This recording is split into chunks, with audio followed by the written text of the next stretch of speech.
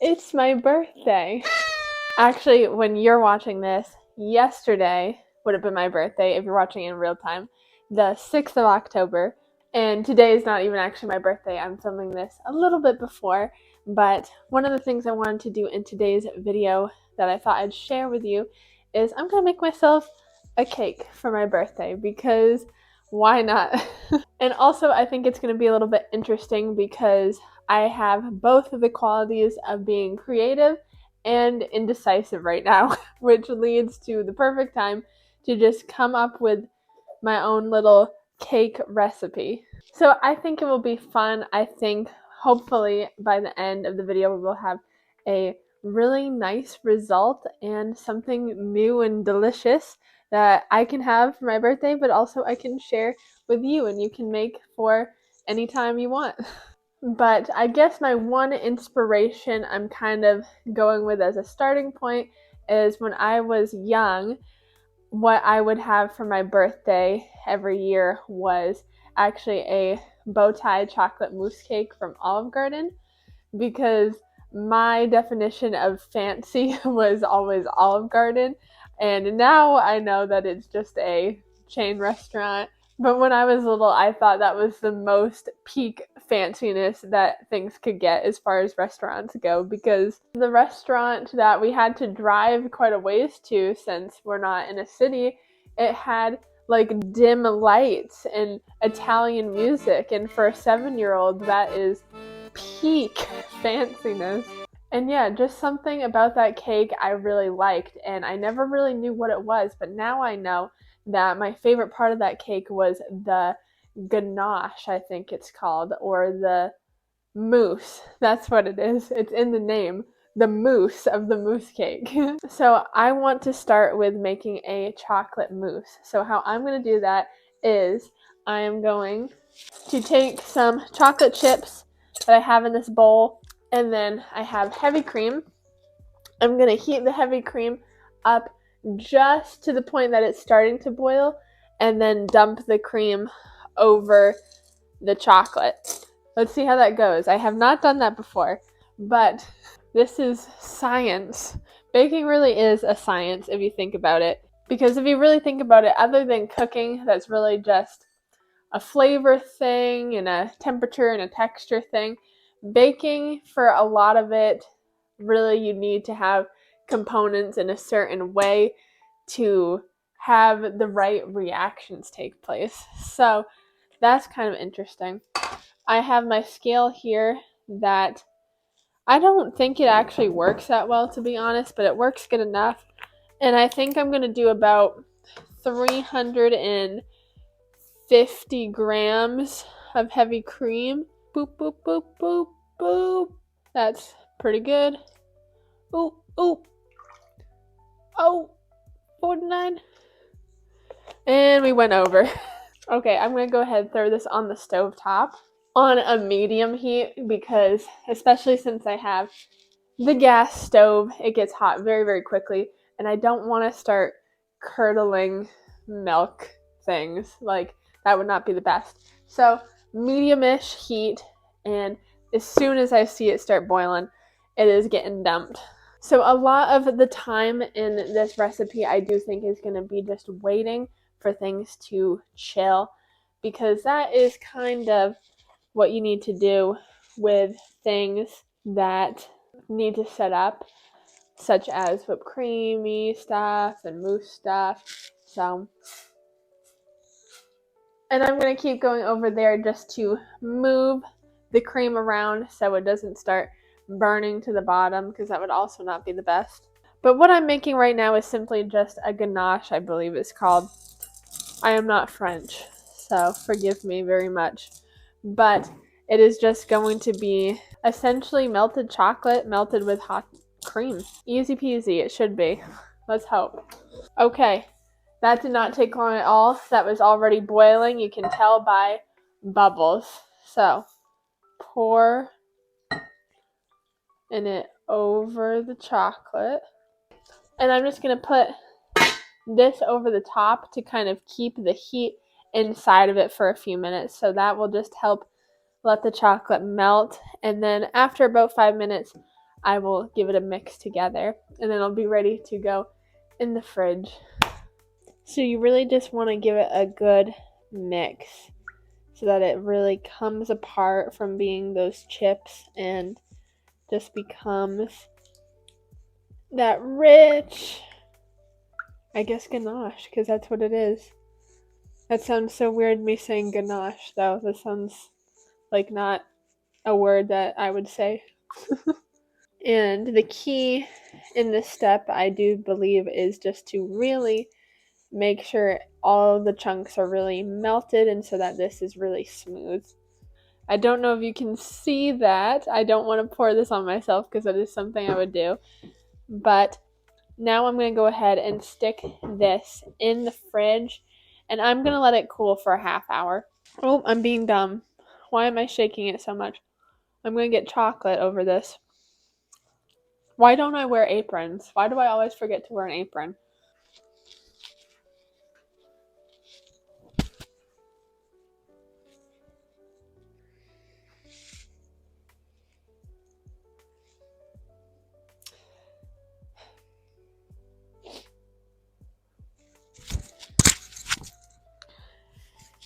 Okay. I don't know why I always forget. There is several aprons in the household, so I really have no excuse at all. But now that that's taken care of, I can... I'm going to lick this. Yep. This is great. I used dark chocolate chips, but of course, if you like things a little bit sweeter, of course, feel free to use semi-sweet, whatever kind you want. Probably I wouldn't go past semi-sweet unless you're like really going for it, because the other components of the cake are going to have sweetness to it as well. That's good.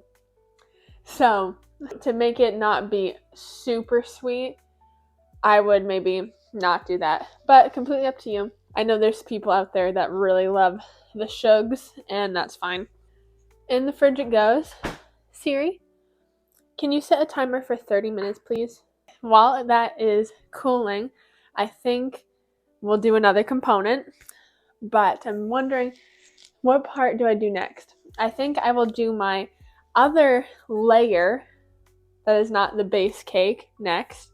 This is going to be my most interesting layer that we'll kind of see how it plays out, because ganaches into mousses, fairly simple of a concept, fairly done.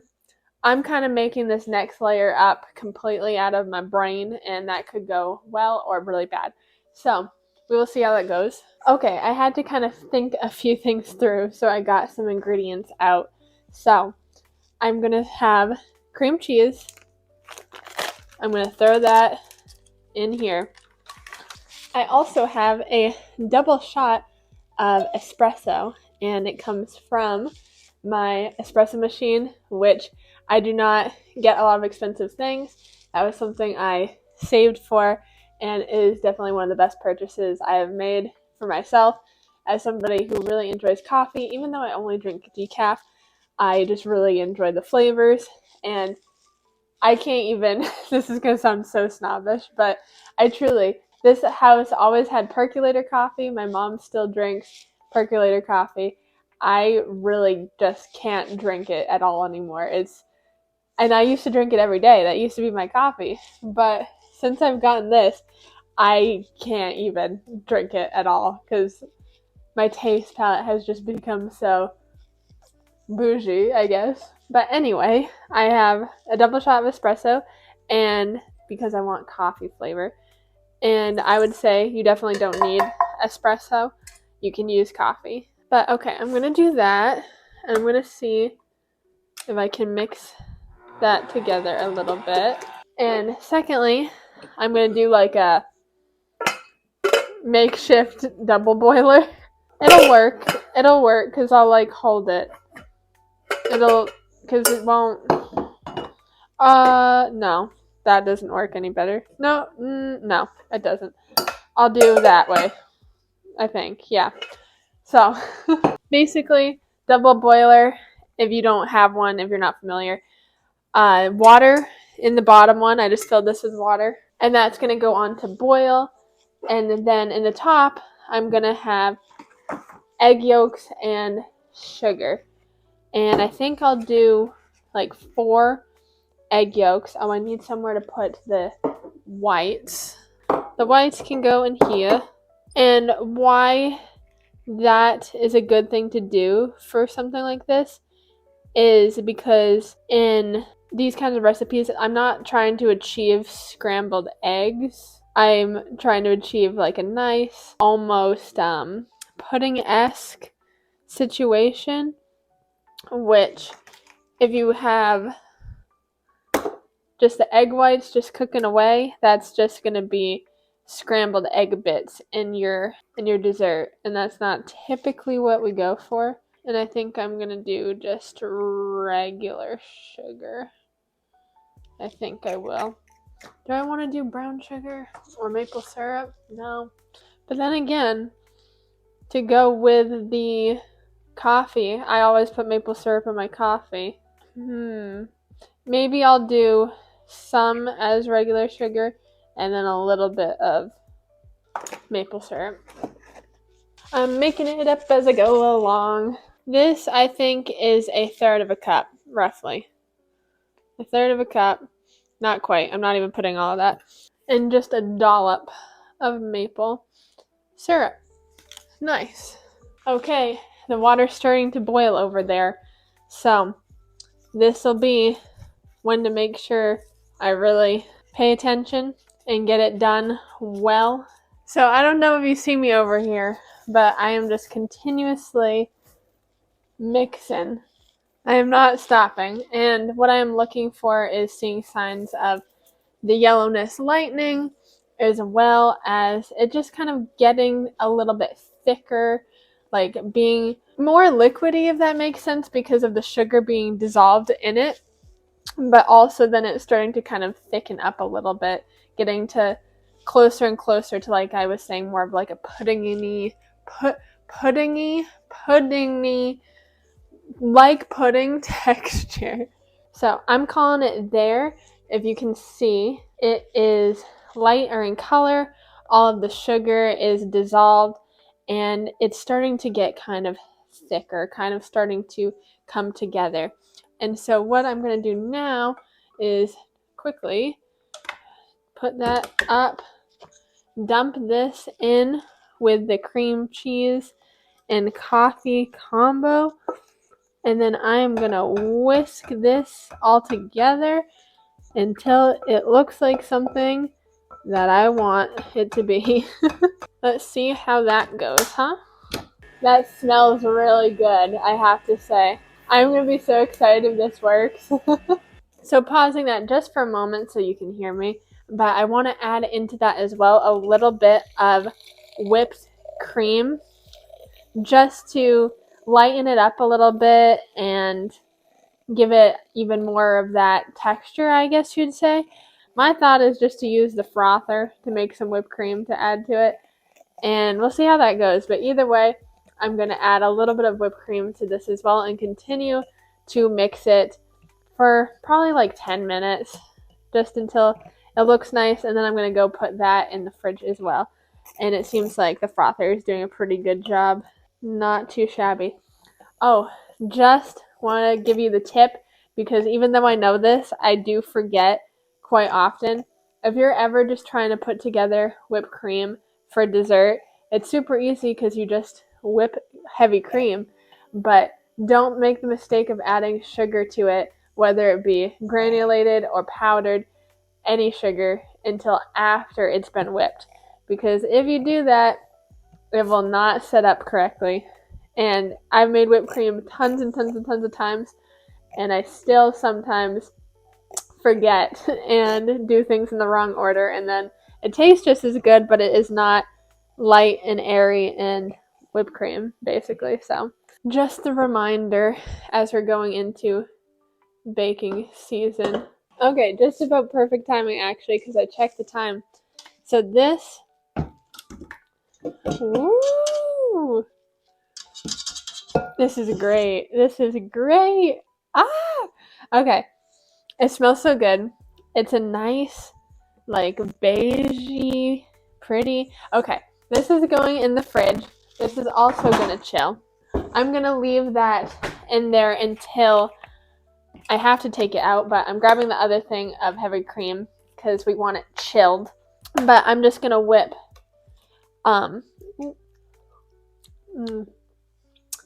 Yes. Sorry, I kind of got distracted. But to make the mousse from the chocolate ganache, it is going to be a cup of chilled heavy cream to make whipped cream, and then just folding that into the ganache. And then that should be a mousse, hopefully. Cross our fingers. But let me get a bowl. I think that'll work, right? Maybe not. Maybe I should put the other thing in a bowl and then use that. Of heavy cream. Beautiful. Okay. That is whipped cream. Now this is the part I gotta be careful about, because to keep it a mousse and nice, it's about keeping the air in it. So it's not about mixing it all together like that. It's like folding it in together. So here is our chilled ganache, and it's good. It's where it should be. It's very thick and very, together. So I'm going to just plop it on top. Let's be very careful. Let's scoop, fold, just gentle. You could do like some ASMR to this for sure. Like,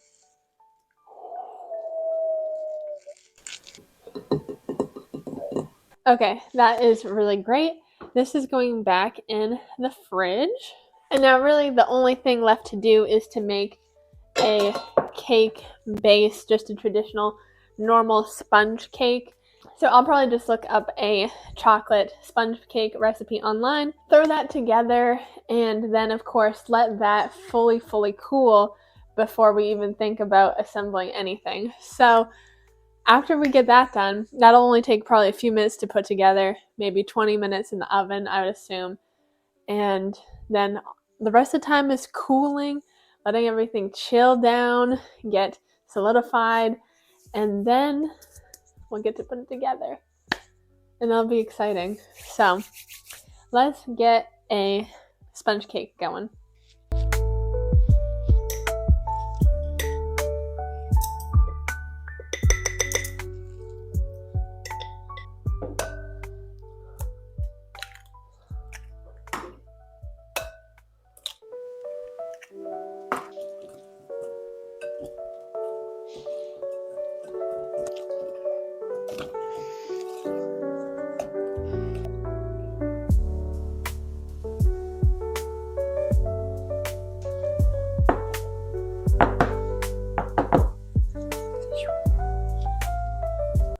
Hello.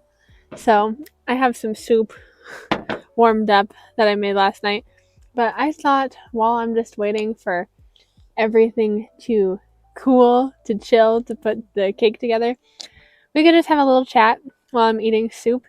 And I thought it'd just be kind of interesting to talk about, or a little bit kind of about the fact that it's my birthday. Like I mentioned at the beginning, technically, when you're seeing this, it already happened. And while I'm recording this, it is just a couple days away. And it's a really kind of strange feeling this year. And I just thought that people out there could possibly relate. So I'm going to be 26 this year. And to some that may seem still very young, it is definitely strange this year feeling and knowing that I am closer to 30 than I am 20. And I'm still kind of processing that a little bit. I definitely feel ancient. And I know that's so funny because I know I'm so young. I know that. But I feel so old, and there is a lot of feelings that comes with this time, because on one hand, for me personally, and I'm so blessed that this is the case, but I truly am in the best point for my own personal life as far as health and goals and mental health and reaching milestones and knowing what I want out of life and having goals and priorities, all those things, I'm truly in the best spot I've ever been, right? But at the same time, it does feel weird because you have this feeling of, well, where did all that time go that I'm already at 26, right? What happened to it all? And there's been lots of good memories, lots of good things I've done, and also a lot of wasted time, I feel, and a lot of missed opportunities for sure, and a lot of mistakes made. That is definitely for sure. And I wouldn't say I have regrets because ultimately everything I've done has led me to where I am now, which, like I said, is the best point I've ever been in.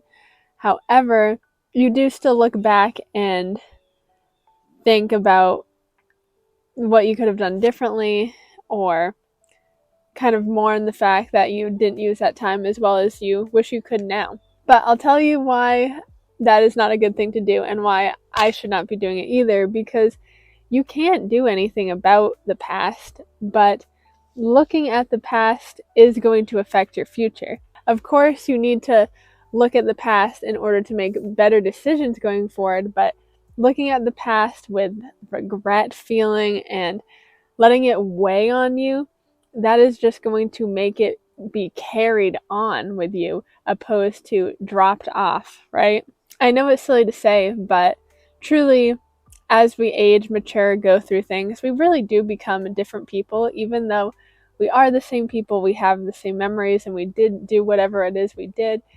We look at things differently. We come into situations, into places differently than we may have in the past. And you just have to allow the embarrassing things, the regrets, just the negatives from the past to be things that you've dropped off. You've left them behind. They're not part of you anymore. I mean to say in terms of they're not who you are today. It's part of your story, it's part of how you form to be who you are, but you're not the same person. And I really have to remember that and think about that. And also just remember that age is really but a number. Who cares if I'm closer to 30? Like, I definitely think when I was 15, 14, that I thought when I got to the age I am now, I would have things figured out and understand things better. And in some ways, that is actually true. Because, like I said, I've really come into myself and who I am, especially this past year, I'd say. I really have. But at the same time, I definitely don't feel like an adult. Like, I don't feel like I crossed over into some milestone of like adulthood. I will fully admit it, I still ask my mom to like do certain phone calls for me and stuff like that. It's so bad. But I guess I just felt it could be good to share because I know a lot of people get different emotions around birthdays, and I know I did. And even though through the reflecting and through, thinking about things, I am really happy. It doesn't matter that I'm closer to 30. It doesn't matter what age I am at all. It just matters where I'm at mentally, healthy wise, and just what I'm working towards, really. But even though that is the case and is my conclusion, that doesn't mean I didn't have those negative feelings and I'm not still having kind of weird feelings. Because, like I said, I'm not quite 26 yet. I can still say that I'm 25, just that mid that mid zone. But it's okay to feel that way. It's okay to, have negativity around it. But what's not okay is lingering in that space and staying in that space. So hopefully this could help you with processing maybe something similar. But yeah, let me know when your birthday is and how old you are, or roughly how old you are, just because I'm curious. Oh, also your social security number. I'm just kidding. Please don't do that. The name of the street you grew up on, your first pet's name. Yeah, but anyway, with that, I'm going to actually eat my soup, and then I will get back to you when we are assembling the cake.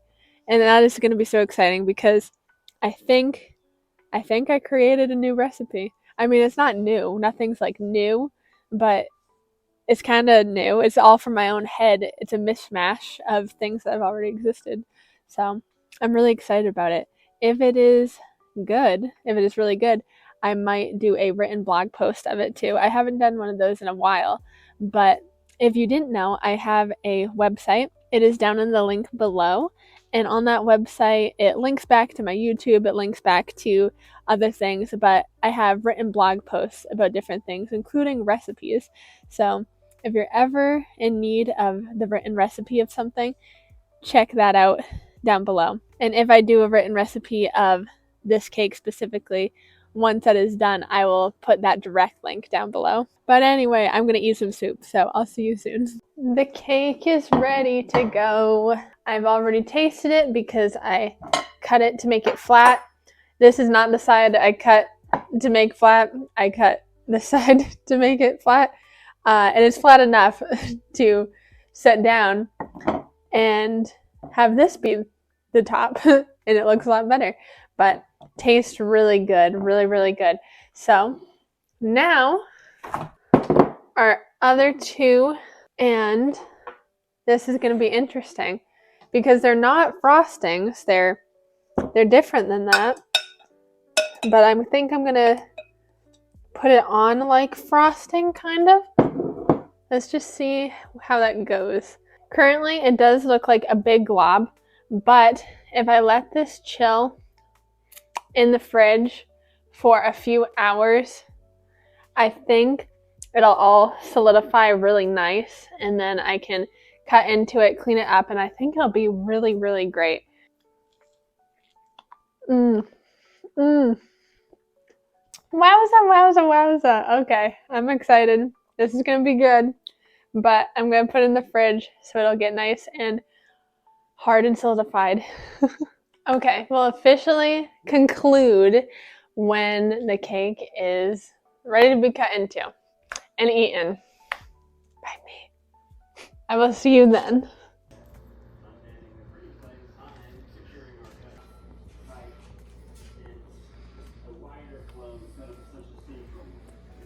It is another day, folks, but let me just tell you, I had another bit of that cake again, and it is so good.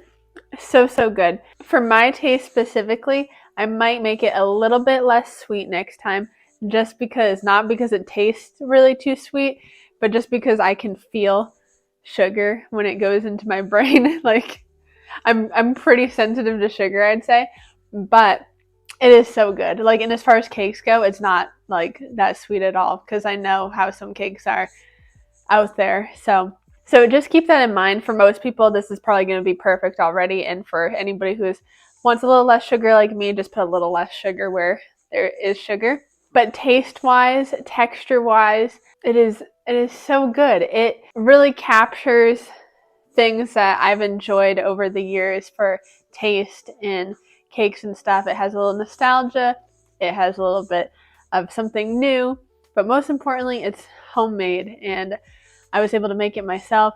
It's just nice to be able to know how to make things like this. I know people who are not me, because I don't know that many people, but people who have like parties and things like that, they usually like to have desserts. And oftentimes you feel like you have to last minute like go and get cakes from those areas and grocery stores that, you know, if you really look at the ingredients, not what I would prefer to be eating. And usually you can get that taste of something's a little off in there. And not to say this recipe is perfect in that way by any means. Store-bought cream cheese doesn't usually have the best stuff in it.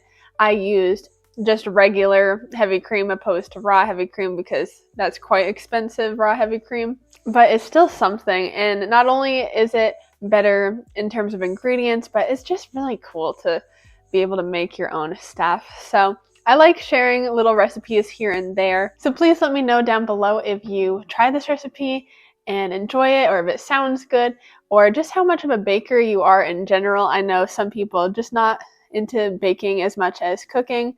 But if you enjoyed hanging out with me, just know that I put up a new video every single Monday, and it is always based around my life, trying to live slower, simple, more natural. And if you like that kind of content and would like to see more in the future, please consider subscribing to join this community of like-minded folk. But with that, I will leave us there for today. So I do hope you drop by next week. And I hope you have a great rest of your day. Bye.